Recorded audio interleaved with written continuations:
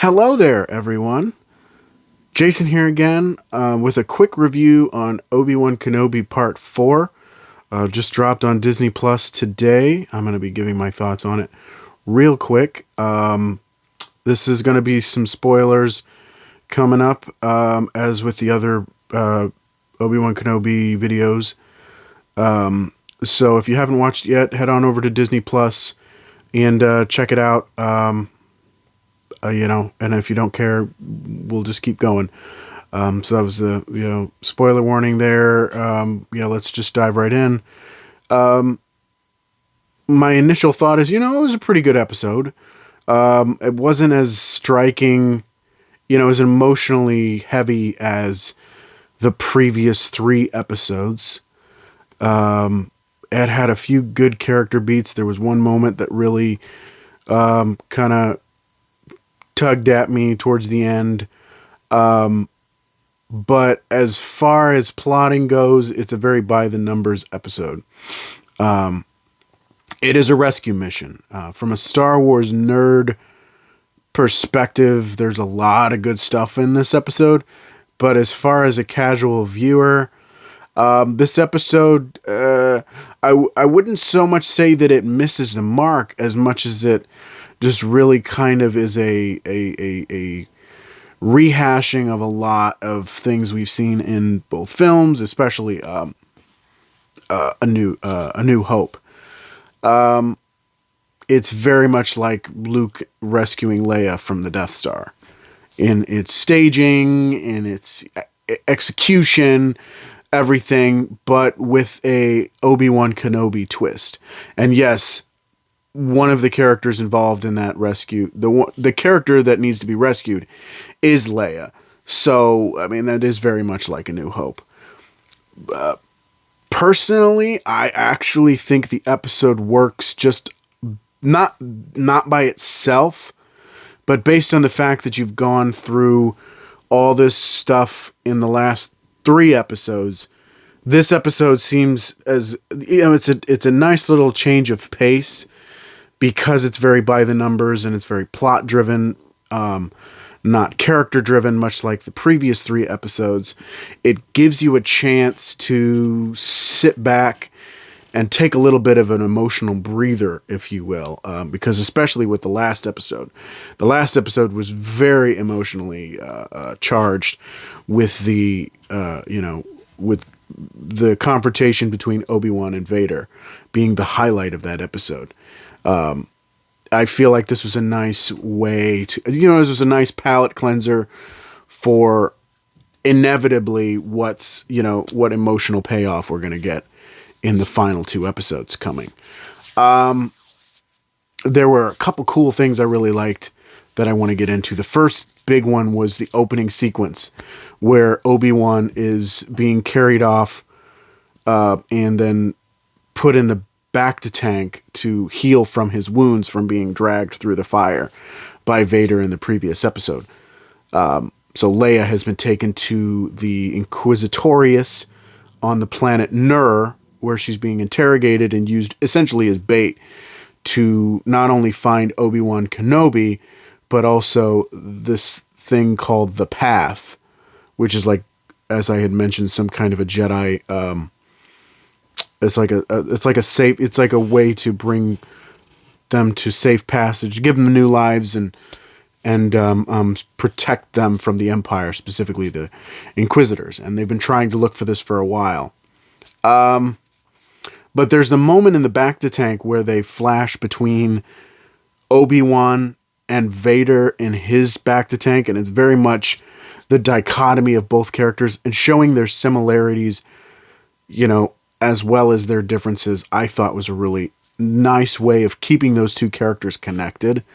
Another thing I thought that was visually striking was the initial moment when Obi-Wan rescues Leia, and she's strapped to an interrogation table, and she's about to, the machines are about to go, and then the power goes out in the room, and it's just the dim, it's just these dim red lights as the only lighting you have in the entire room, and then you see reflecting that light is the stormtroopers, the two stormtroopers standing on either side of Leia.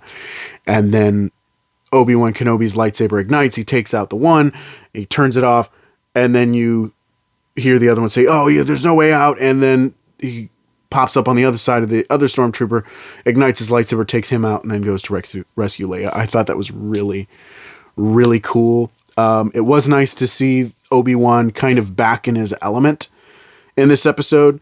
You can kind of see he's really starting to find himself again and to become not only the Obi-Wan that he was before, the end of the war and losing Anakin and essentially failing the Jedi Order and the galaxy as a whole, as well as his best friend and brother.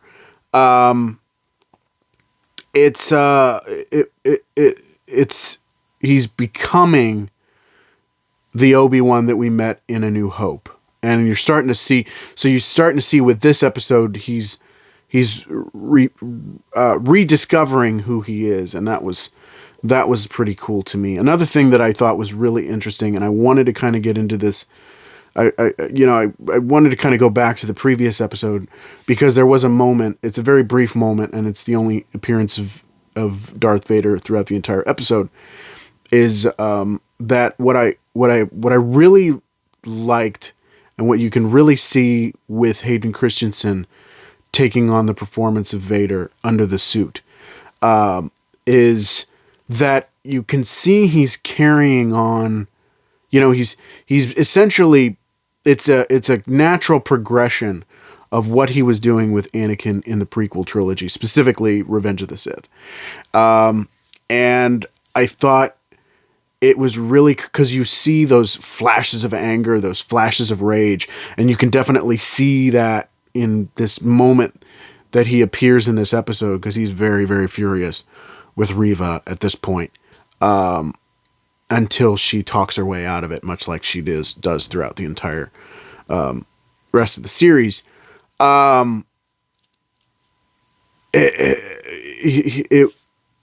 It's a testament to Hayden Christensen's skill as an actor to be able to convey all of this emotion without seeing his face.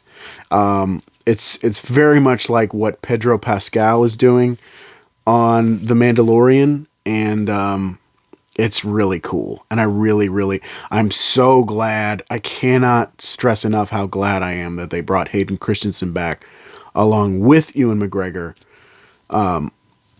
for this series, because it just adds that extra layer of continuity, of progression, and I just thought it was really cool. It's really nice to see that, for them to give Hayden Christensen a chance, not only to do this character again, but to add a new layer to the character that we didn't see before. Because we've seen the only times we've really seen Vader, besides in animation, is in the original trilogy in Rogue One. And Rogue One, there was that flash of darkness, and we saw that rampage. But A New Hope, we're kind of seeing him in his prime, and throughout the entire original trilogy, he's kind of in. He's in his prime, and he's still, the big bad throughout at least the first two films, but we're kind of seeing him at a crossroads once he discovers Luke, who Luke is and what Luke could mean to him.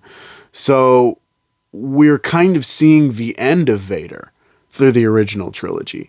This actually gives us a chance to see Vader at the height of his, power. And that was really, really, really cool to see. And I'm really, really happy that they've given Hayden a chance to play with that. Overall, again, I think it's a really decent, it's a really good episode. Putting it in context of the series as a whole, it's a nice palate cleanser and a way to just kind of take a breath from all the emotional whiplash that we've gone through in the last 3 episodes. If you're taking it by itself, it's very by the numbers. It's very, standard plot.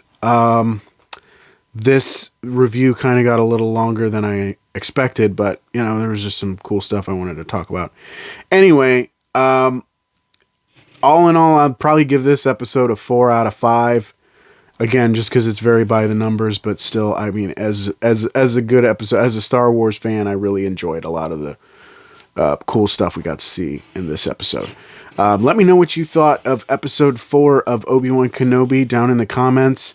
And don't forget to like, share, subscribe, click on that notification bell to get updates on all my future videos.